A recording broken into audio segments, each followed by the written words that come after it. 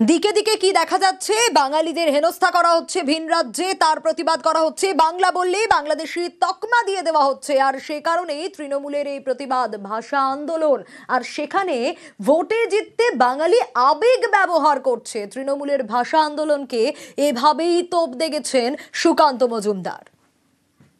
যখনই বিপদে পড়েন তখনই বাংলা বাঙালি নিয়ে নাচানাচি করেন। ভোটে দাঁড় করানোর কথা আছে তখন তিনি গুজরাটিকে ধরে আনেন, কখনো মহারাষ্ট্র থেকে সাকেত গোলেকে ধরে আনেন, কখনো ইউসুফ পাঠানকে ধরে আনেন, কখনো বা বিহার থেকে বা দিল্লি থেকে আজাদ ঝা সাহেবকে ধরে আনেন। অতএব মমতা বন্দ্যোপাধ্যায়ের বাংলা এবং বাঙালি সেন্টিমেন্টটা হচ্ছে বাঙালিকে বোকা বানানোর সেন্টিমেন্ট। 6 লাখ বাঙালি যুবক যুবতী তারা গুজরাটে কাজ করে, কতজনের সাথে এই ধরনের ঘটনা ঘটে। কোন বাংলাদেশি মুসলিমকে আমরা পশ্চিমবঙ্গের ভোটার থাকতে দেব না।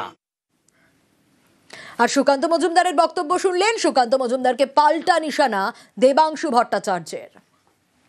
নিজেরা যেমন ভোট এলেই হিন্দু হিন্দু করে বেড়ায়, আর সারা বছর সেই হিন্দুদেরই গ্যাসের দাম, সর্ষের তেলের দাম নিয়ে দিন কাবার হয়ে যায়। আজকে বিজেপি শাসিত রাজ্যগুলোতে বাংলা ভাষায় কথা বলতে দেখলেই ধরে পেটানো হচ্ছে, মারা হচ্ছে, ডিটেন করা হচ্ছে, অ্যারেস্ট করা হচ্ছে, এবং তার মধ্যে হিন্দুও রয়েছে, মুসলমানও রয়েছে। শর্ত একটাই, বাংলা ভাষায় কথা বলা। তিনি যে বালুরঘাট থেকে জিতেছেন, সেই বালুরঘাটে কত রাজবংশী ভোটার রয়েছে, সেই বালুরঘাটে কত মতুয়া মা ভাই বোন রয়েছে, তারাও তো ভারতবর্ষের বিভিন্ন প্রান্তে গিয়ে আজকে মার খাচ্ছেন, আক্রান্ত হচ্ছেন।